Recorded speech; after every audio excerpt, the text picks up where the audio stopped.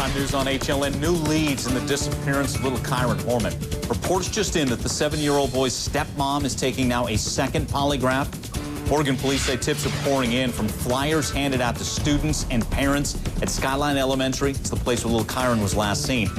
This again just over a couple of weeks ago. Now cops focusing in on the last one to see him, his stepmom, Terry. And for the first time, we're hearing from Kyron's mother, biological mom, writing a letter to her son. We'll go over that as well. As always, we take your calls, comments, questions, 1-877-TELL-HLN's the number. Back with us, our criminal profiler, Pat Brown, author of the book, The Profiler. Also back with us, HLN law enforcement analyst Mike Brooks. All right, Mike, this questionnaire, I'm looking at it here. It shows a picture of Kyron, the one we've seen of him in the classroom. Right. Picture of a white Ford F-250, similar to the one owned by Terry Horman. A couple of pictures of her as well. Key question here, when, to adults and kids, when did you see Kyron? Who was he with? Did you see Terry Horman?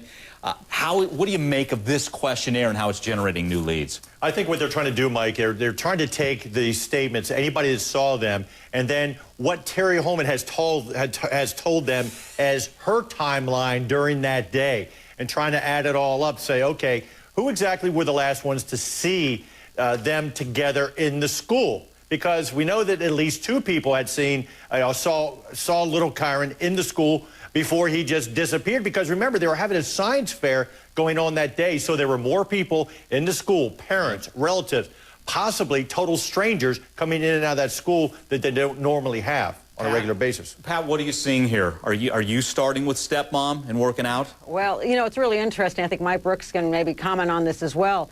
Can't even remember a time when I've seen a police department come forth with a picture of the parent and their vehicle, unless they have some really, really good reason to be looking at them, because usually they just don't do that. So my guess is that her stories must have been incredibly inconsistent, so the big red flags went up. Perhaps she was saying this is where she was all day long, but her cell phone records were saying that is not exactly true.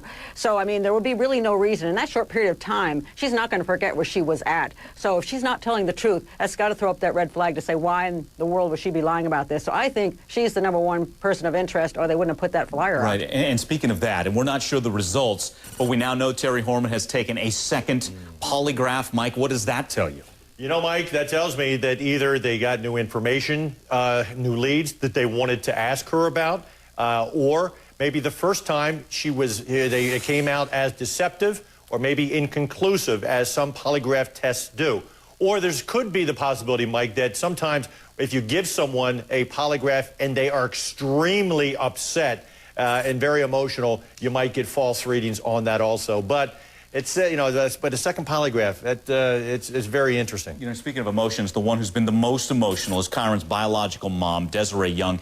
Here's part of the letter that she wrote to Kyron, and she writes, "I am so sorry that this has happened. I am sorry that I was not there to protect you. I will never be able to forgive myself for being so many hours away when you needed me the most." Pat, as you watch this, do you watch the emotions of family members, and what does that tell you? Well, you do watch it. I mean, everybody does act differently when a child disappears, so we have to look actually into their past behaviors. If they're a really stoic person and always been a stoic person, they may behave in a fashion that we think is unemotional. If they've always been a very emotional person and then they suddenly act totally unemotional, you have to wonder what's that big change of behavior. And so, yes, we would look at that.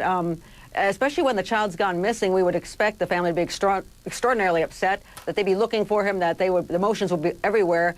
And I think that one of those big things that really put that red flag up with the stepmother was that comment on Facebook, hitting the gym. And I think that threw everybody, because maybe, 3 or 4 weeks later, you just try to keep yourself going. But wow, that's, right away, this is just something you're not thinking about. You're thinking about finding that child and saving that child's life. No, well put. And now she has not been named a person of interest. We want to say that. And another thing, just to reiterate, she's been with Kyron since he was an infant in his life and caring for him. So it's not a new situation. A lot of things still so baffling here. Pat, Mike, we'll keep following it. Thank you guys so much. And we have this coming up.